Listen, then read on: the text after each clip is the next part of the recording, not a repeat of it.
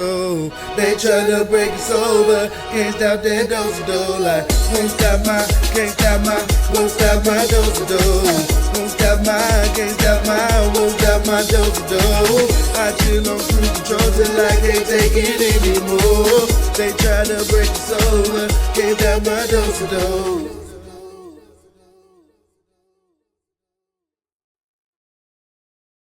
Good morning. It is me, that loopy chick again, and let me go ahead and get that comment off the screen. That was just me letting you guys know that I will be here at 9 a.m. Um, why do people start their streams before they plan to be on? That's a great question because it gives me 10 to 12 minutes.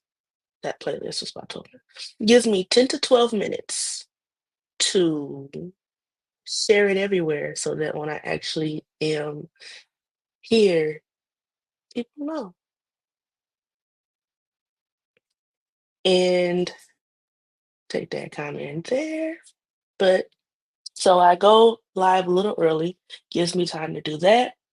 Then you guys get to jam out to some worship. I mean, that's some poppy worship, but it's worship nonetheless. It's all worship is worship.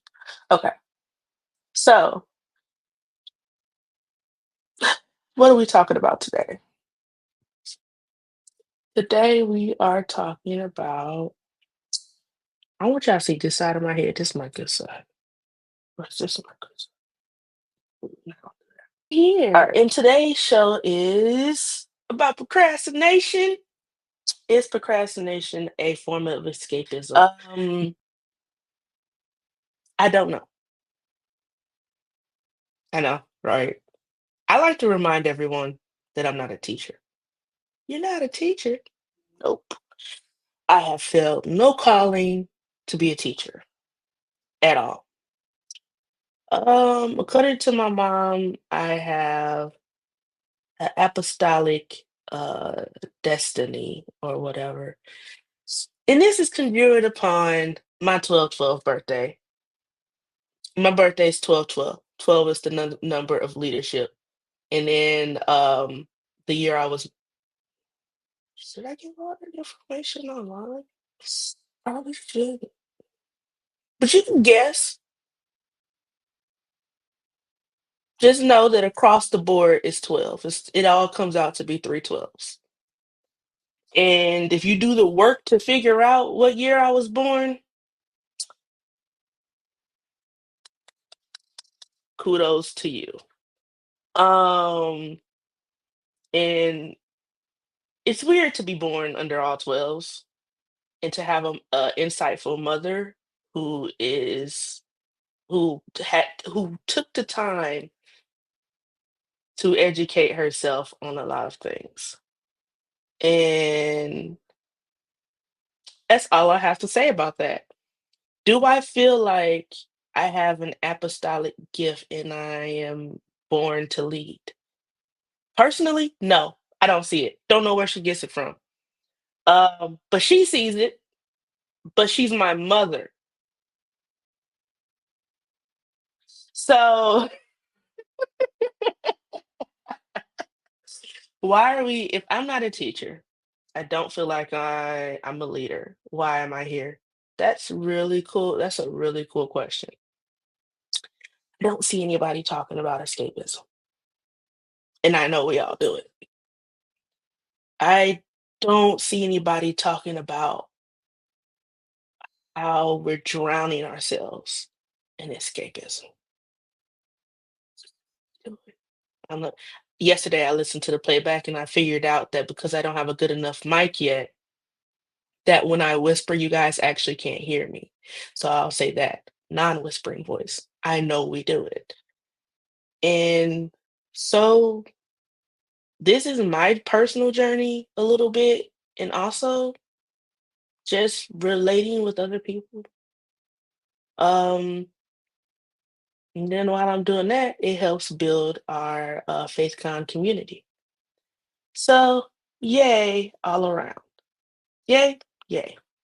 So today I want to start with Um, Today I'm going to start with a story about when I was a kid.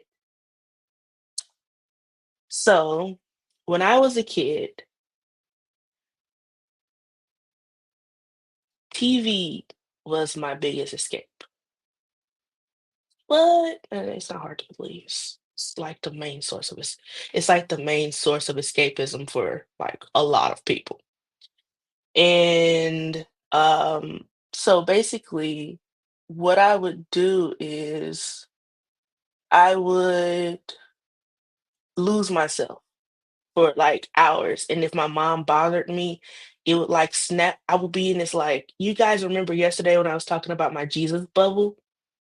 It was the opposite of a Jesus bubble. It was like a fog, very similar to when I said I was asleep for years. And I would put myself in this bubble of whatever I was watching, and I just lose myself in it. If my mom interrupted while I was watching it, it would drive me crazy. I would turn into a troll.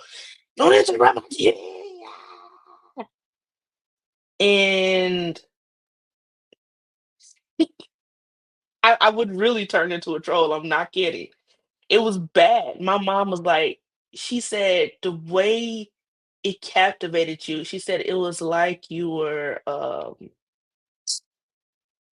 she said it was like you were hypnotized, the way it captivated you, and it scared her. My responses to being interrupted, my responses to needing it like needing my neck like I was a drug addict and I needed my next fix. And so not because my mom thought TV was the devil, not because my mom's like, "We're Christian, you can't watch that," but because of my response to that, my mom said so back in the day, I don't know if you guys know this, but back in the day, when you had satellite, there would be a card that you would put in the back of the box, and I would have to take I get during the week, I would get 1 hour of television.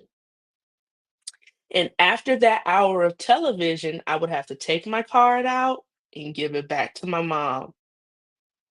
And on the weekend, I had unlimited TV. I couldn't wait.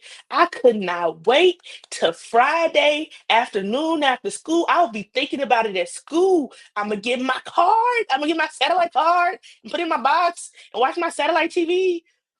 Now, for those who know me, when I tell them that we did not have cable growing up, this was the brief, small time that we had satellite. My mom eventually let cable and satellite go in an effort to keep us in a better neighborhood so I can go to better schools. So this was not a long period of time. But back to the story. And so I was just like, see me all weekend, all weekend. And then the whole weekend, I'd be closed up in my room watching TV, lost in Disney Channel, lost in Nickelodeon, lost. Most of all, I was lost in this show called Degrassi. S- Yes, yeah. What do you mean you were lost in this show called Degrassi? Well, eventually that show was taken away before the cable was taken away. But yeah. Now, here's my advice to you guys. If they ever come out with a Degrassi, um, if they ever come out with a Degrassi this generation, please don't let y'all kids watch that. I had absolutely no business watching Degrassi. None. None. None whatsoever. I had no business watching this show. I shouldn't have been watching it. There are a lot of adult-like situations that teenagers experience. I don't know what the obsession is for teenagers to experience adult, um, like in TV. I'm not saying that in real life teenagers don't experience adult type things. I'm not saying that at all. But what I'm saying is, I don't understand the obsession with making a high school soap opera and then putting it in front of kids and having kids watch this high school soap opera.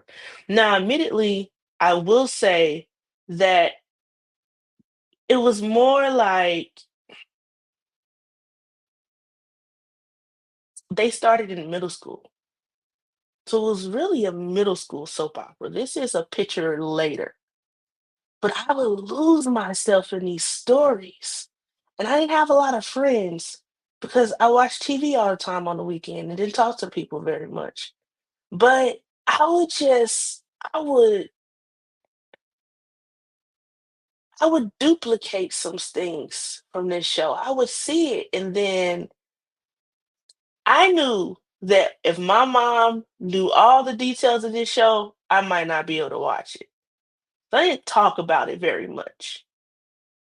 And when I did, because I tell on myself, I'm not good at not saying things. But when I did talk about this show, I would I wouldn't say everything. And I'm not saying honestly, I don't know if I knew for real, but I think I knew that my mom would not approve of this show.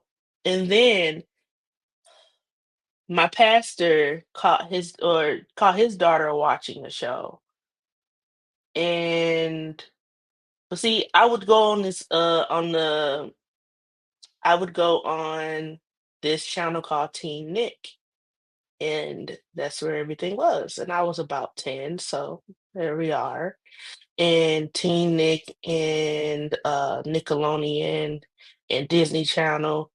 I didn't watch much else but those things. And my mom could hear Teen Nick and all that stuff. So, but I think this one she discovered to like paying a little bit more close just because it's on those channels doesn't mean I should be watching it. And my pastor mentioned the show in his sermon, and he mentioned something that was happening in the show, and my mom looked at me and said, "That happened in the show." You sh-" She was like, "You can watch that." It felt like she took I didn't have a lot of toys as a kid, not because I couldn't have toys, but because I just didn't care. I don't think I ever asked for toys because I had TV. And it felt like she took what would be your favorite toy. It felt like she took my heart out my little 10-year-old chest. And I didn't even know the pastor's daughter was watching this. We didn't converse. I did not talk to other kids a lot. I was not interactive with other kids because every time I was interactive with other kids, this goes down another different set of topics that I won't talk about probably. But every time I interacted with other kids, I somehow not every time, but a decent amount, I somehow got in trouble. So I stopped messing with kids. Either they would talk about me, I'd be that one person that was ostracized, or I'd get in trouble over some things that we all shouldn't be doing. So I didn't even talk to her. Not for real. And and then I was just mad. I was mad that the pastor talked about it. I was mad that she was watching it and she was like a year or two younger than me. So sh- I was sad. I was heartbroken. Mm. Please don't let y'all kids watch Degrassi. I if you see that coming on the channel like Tubi, you go babies watching Tubi for kids or something, turn it off, please.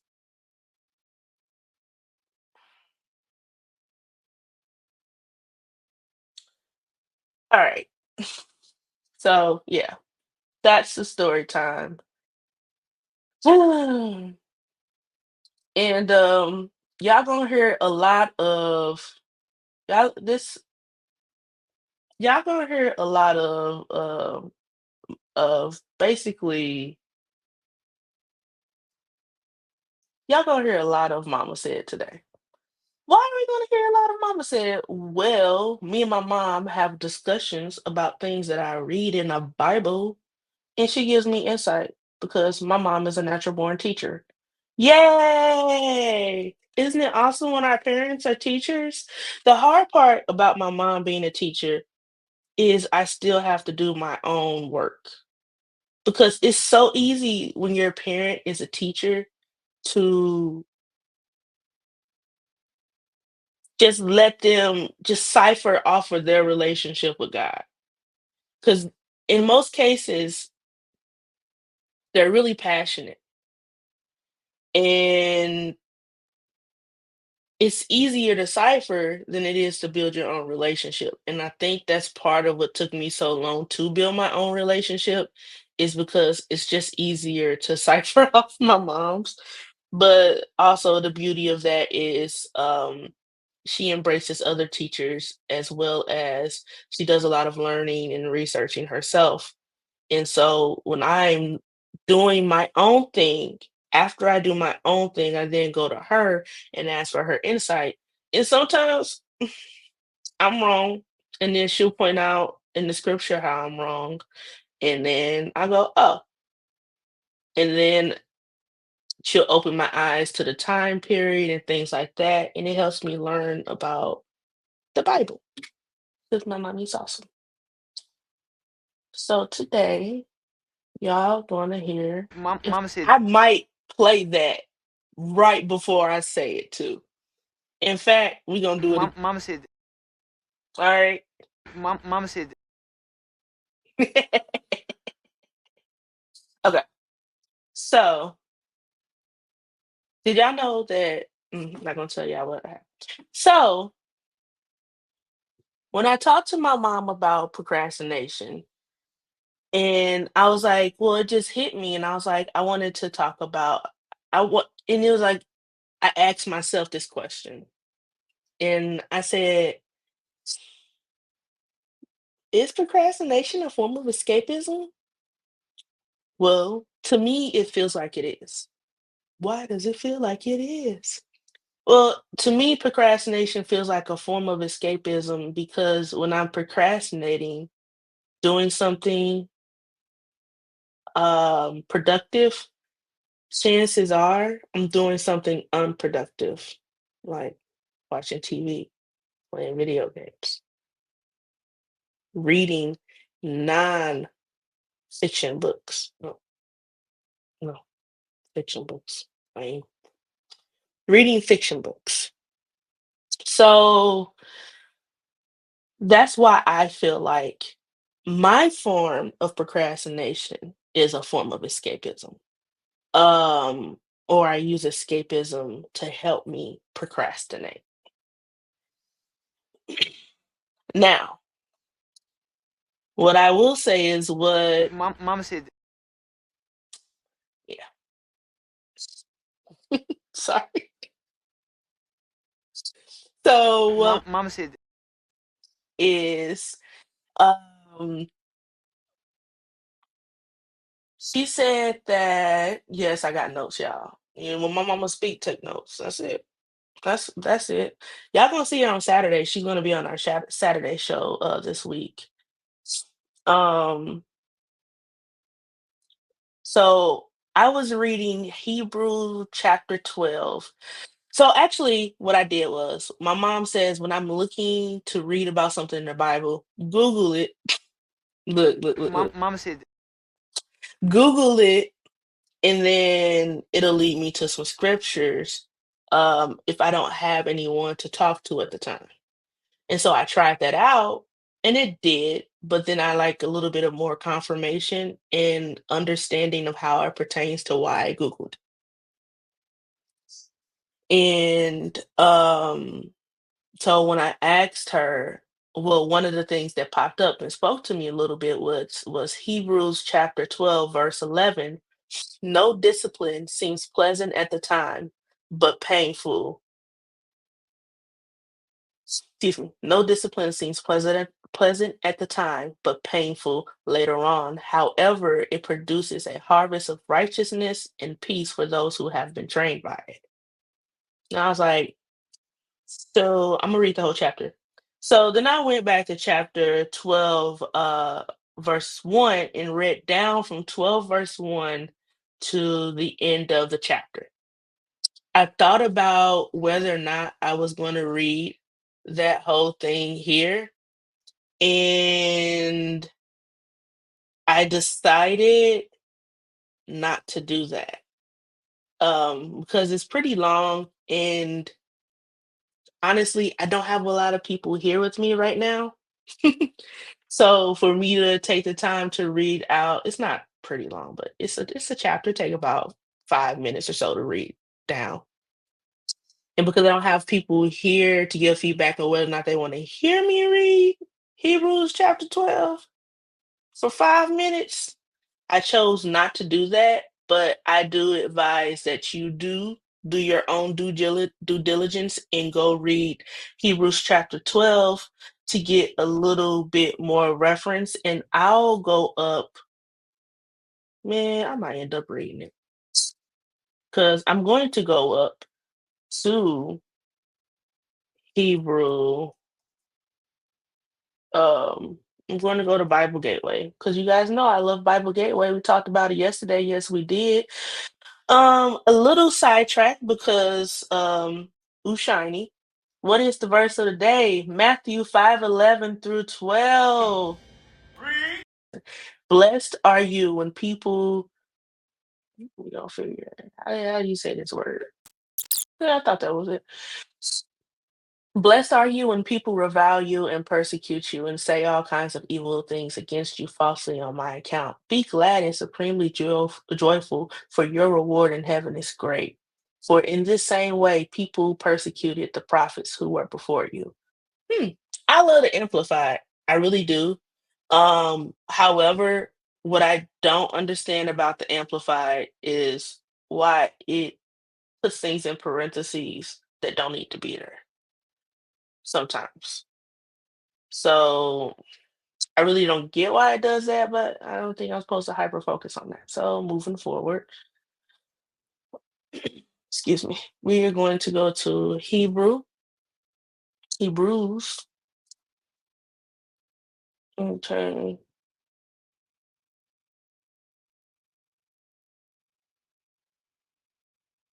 what chapter?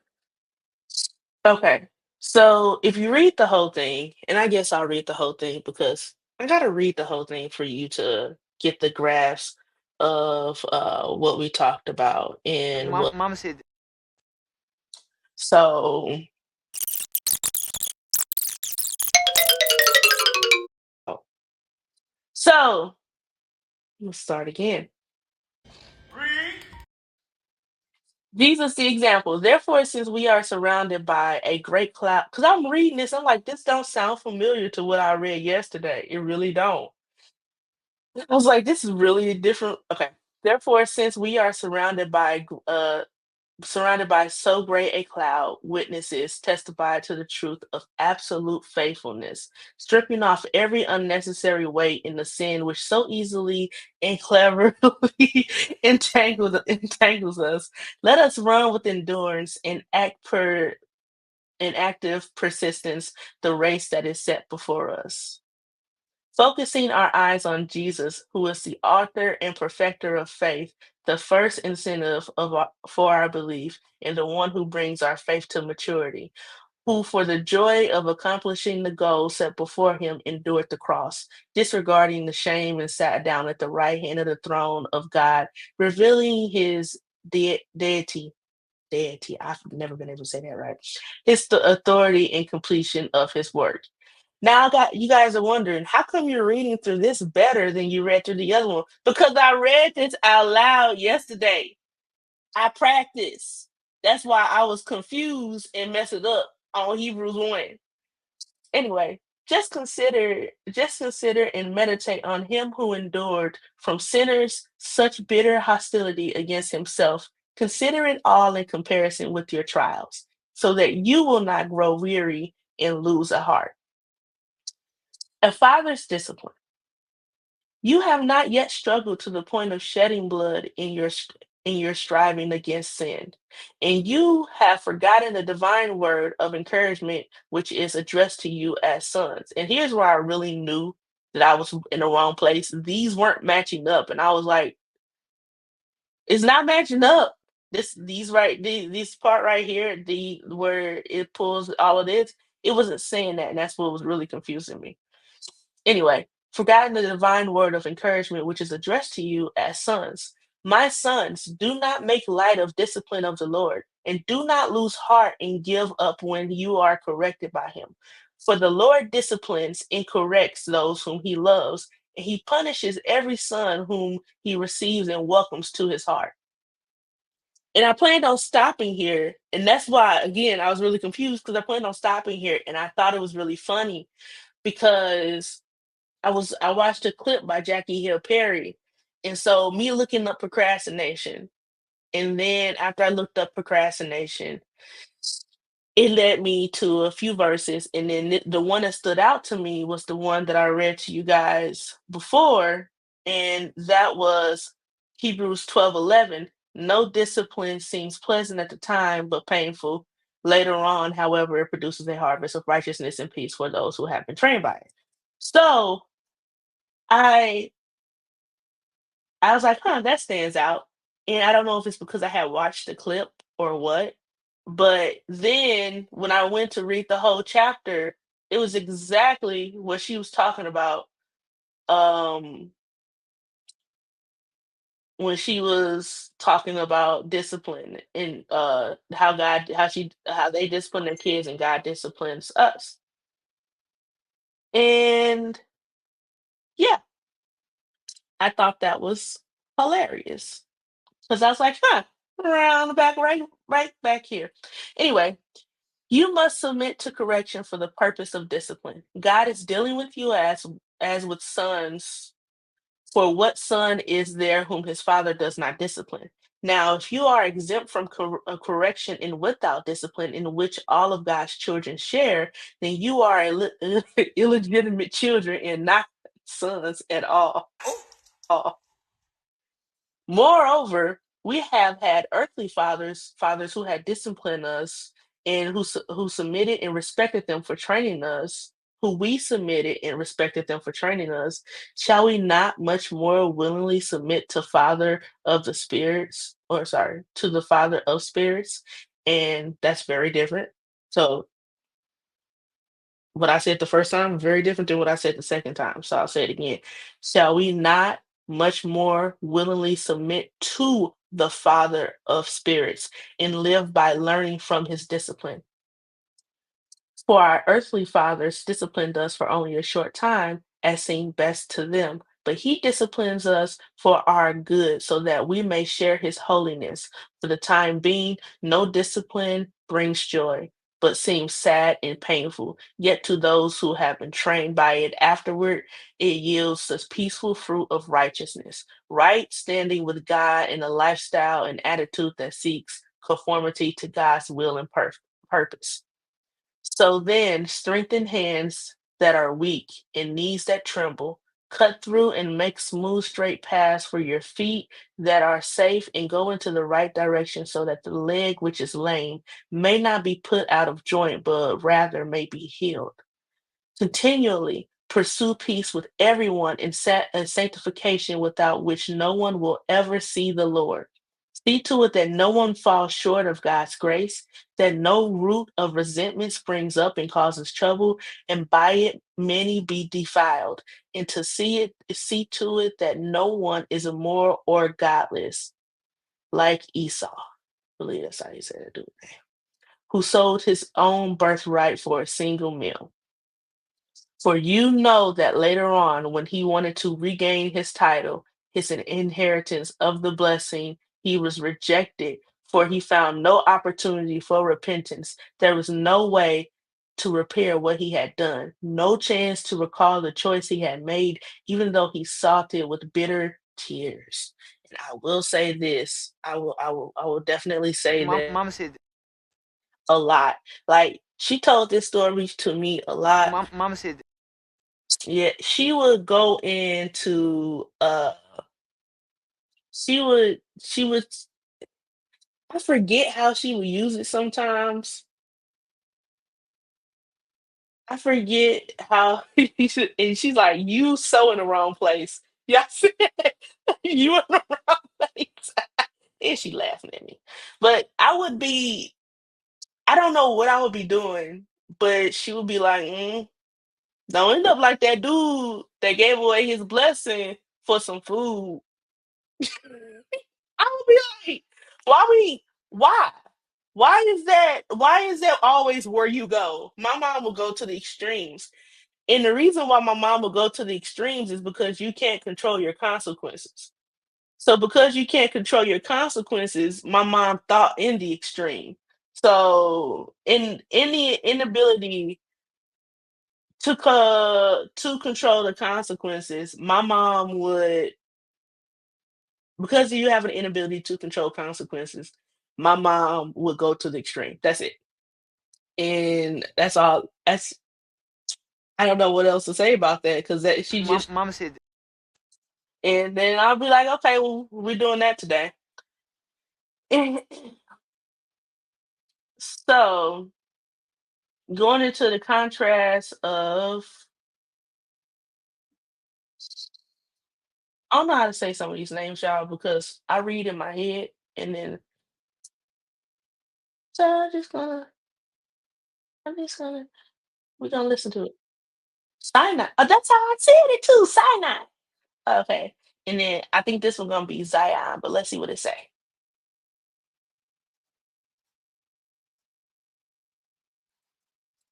Google is my friend.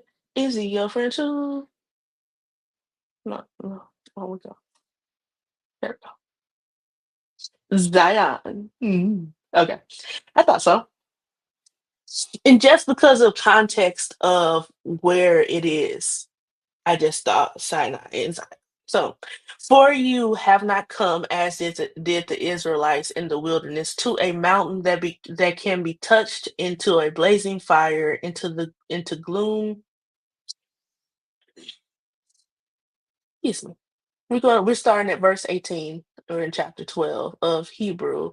For you have not come as did the Israelites in the wilderness to a mountain that can be touched, into a blazing fire, into gloom and darkness and a raging windstorm, into the blast of a trumpet and a sound of words, such that those who heard it begged that nothing more be said to them, for they could not bear the command. If even a wild animal touches the mountain, it will be stoned to death. In fact, so terrifying was the sight that Moses said, I am filled with fear and trembling. But you have not come to Mount Zion, to the city of the living God, the heavenly Jerusalem, into the myriads of angels in festive gathering, into the general assembly and assembly of the firstborn who are registered as citizens in heaven, and to God who is judge of all, and to the spirits of the righteousness, the redeemed in heaven, who have been made perfect, bringing them to their final glory, into Jesus, the mediator of a new covenant, uniting God and man, into the sprinkled blood which speaks of mercy, a better and nobler and more gracious message than the blood of Abel, which cried out for vengeance. The blood of Abel, which cried out for vengeance. The unshaken kingdom. See to it that you do not refuse to listen to him. I think this is my favorite part, 25 through 29. And that's going to be the end. See to it that you do not refuse to listen to him who is speaking to you now. For if those sons of Israel did not escape when they refused to listen to him who warned them on earth, revealing God's will, how much less how much less will we escape if we turn our backs on him who warns from heaven? His voice shook the earth at Mount Sinai. Then, but now he has given a promise saying, yet once more I will shake not only the earth, but also the starry heaven. Now, this yet once more indicates the removal and final transformation of all those things which can be shaken. That is, of that which have been created, so that those things cannot be shaken may remain. Therefore, since we receive a kingdom which cannot be shaken, let us show gratitude and offer to God pleasing service and acceptable worship in reverence and awe, for our God is indeed a consuming fire. And let's see, I got a little comment below, and it looks like it looks like Mom said, Uh, she said, LOL, your power is in the choice only. You cannot control the consequences, but know you made the choice, which led to the consequence. Always best to think worst case scenario. And that, ladies and gentlemen, is what. Mom said, All right. So what mom got, what she gathered from this, she said basically because she said most things in the Bible that discuss procrastination are going to they're going to highlight your procrastination into diving into Jesus basically. And I thought that was really interesting, and basically summed up all of that was saying some of that was saying that you are here now, and because you are here now, you should take the opportunity that you have to dive into Jesus, because there are some people who aren't here to have that. And he gave it like it's free. He's not charging you nothing for it. And I thought that was really interesting because and then Pastor Andrea said, Amen. And she also said a consuming fire. And these guys are the comments from Facebook if you're on Twitch. And basically I thought about that because whenever I don't procrastinate and escape into other things, again, this is not everyone, I will say, but me personally, I if I'm procrastinating, I'm escaping. Just that simple. And when I stop procrastinating and getting into the word, and when I stop procrastinating on feeding myself my vegetables, which I love. I love vegetables. We talked about that yesterday, guys. I love vegetables. So if I love vegetables so much, what takes me so long to get to them? Sugar is an addiction. And because sugar is an addiction, and that's getting into the whole land of uh brain chemicals and stuff that I'm not going to go into today, but because I get lost in the sauce. We talked about getting lost in the sauce. Because I get lost in the sauce, I forget, or not forget, I put off getting into the word, and then I'll put off, and then the longer you do it, the more you kind of like start starving for it, and the longer you do it, the more you just feel like your mind is junk food. And eventually, I have to stop procrastinating. And I'm wasting time. I could be getting lost in Jesus, escaping into Jesus, and then I'm escaping to something else. But back to what I was saying. The longer I, the more I procrastinate, the less productive I am overall. So if I'm productive when it comes to the word, and if I'm productive when it comes to Jesus and getting all my mind's and spirit's nourishment, then I become productive with everything. Everything. I stop procrastinating with cleaning. I stop procrastinating with exercising. It kind of just lines up as long as I stay in his presence, as long as I stay in the right bubble, as long as the bubble is in my pocket. What's the bubble if you weren't here yesterday? The bubble is basically this thing that I have in my brain, this little thing that I created in my head. And when it's just me and Jesus and I'm in a worship mode or I'm in a reading mode, I have this bubble that surrounds me. And I like being in that bubble. Do you ever feel like you get so into Jesus, you be into it and you be like, yeah, Jesus, yeah, uh. And then when you done and you go outside to the world and people that they just burst Oh your my bubble, god, corny, lame, boo, tomato, tomato, tomato. I'm throwing tomatoes. and how dare you burst my peaceful bubble that me and Jesus was in? But it's not about you, so you know it's only about God. So you have to do all that with your mind, and then it feels like it tries to take the little bubble that you created away. And then I have the bubble that I shrink down when I come out of it, and I have to because I have to bring that bubble down personally in in my mind, and I have to put it in my pocket. And then I don't feel so much like, and this is all mental. I don't feel so much like people burst my bubble because I know I have Jesus with me at all times. I know I got God with me at all times, and in my mind, he's just sitting there. You can't take my bubble away. You can't pop my bubble. You can't take it away. So in my mind, in order to get that physical appearance that I needed, I go, okay, got it. Bubble, you can go in my pocket everywhere. Even if I don't have pockets, you could be in my fanny pack. Yes, I wear a fanny pack every day. Don't judge me. So basically, that's what I learned yesterday. That's how I escaped yesterday. Again, guys, I want to put so much emphasis on the fact that I'm not a teacher. Not called to teach, not a teacher. Oh, I don't think so. I don't tell God what to do. Do I want to be called to teach? Not really. I prefer not to. I really don't want that pressure. Um, but not but however.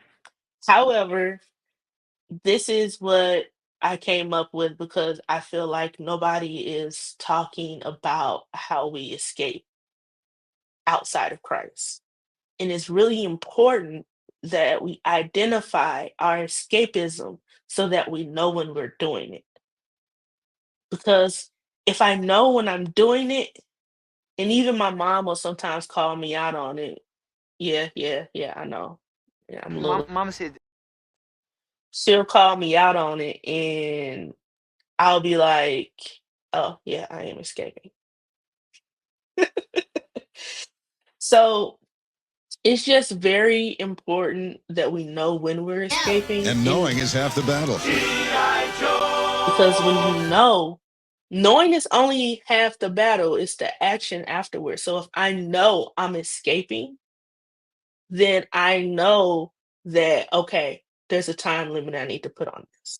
It's okay to get away into this for a little bit, but there needs to be a time limit on this. And so I've recently I've gotten back to how Mama said, I used to do things when I was because I found that lately I've been escaping more than I should. So that means I need to put some action into place because I know now I have to act upon what I know. And how I act upon what I know, how I act upon what I know is I fix it. I'm a solution oriented person. So the solution is I am allowed 2 hours, 2 hours of TV and 2 hours of YouTube. No, YouTube don't count as TV. So 2 hours of regular TV and 2 hours of YouTube. Why 2 hours? Well, because most shows that I watch are an hour long. That gives me 2 episodes of that show, and then most podcasts or any things like that I watch usually is about 45 minutes to an hour long. So I give that a one or two for that. But not but however. Why do I keep correcting myself? Because but negates. Anyway, so that's what I'm doing right now to protect myself from unhealthy escapism. Again, it's okay. to relax and enjoy things. It's okay for me to relax and again, I'm gonna refer back to me because everybody's different. It's okay for me to relax and enjoy things. I just can't allow myself to get lost in the sauce and then fall asleep again. Um, like I did, like I discussed yesterday. And so after I got done with updating the content for yesterday, and I did my Bible study. I did everything I did clips. I wrote down what I want to talk about today. Got some ideas for later this week. And Bible Man, just in case you guys wanted to have a little insight, Bible Man will be a discussion. And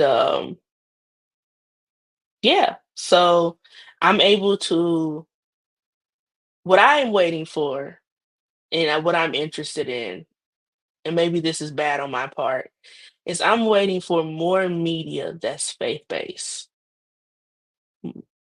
And because if I have some faith based media, I would love to start choosing that over my previous comforts.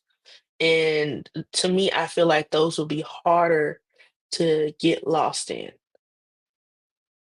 And if I do lost, this Jesus still somewhere up in there. Now, I will say, excuse me, I want to read these last few comments and then I'm going to end for today. And Mom said, bring Jesus with you into the TV show or YouTube. Ask him what he says or his word says about what you're watching. Honestly, I do that a lot when I'm watching anime. Mostly when I'm watching Naruto. Naruto and One Piece. I love One Piece because One Piece Luffy is he's very a very he shows love, but he protects those who he loves as well as Naruto.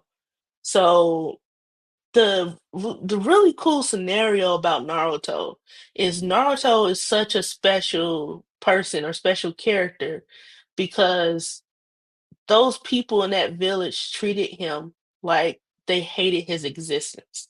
They did. He was a symbolism of a time where they had lost everything, and so they took it out on him, even though he was a baby and he did nothing.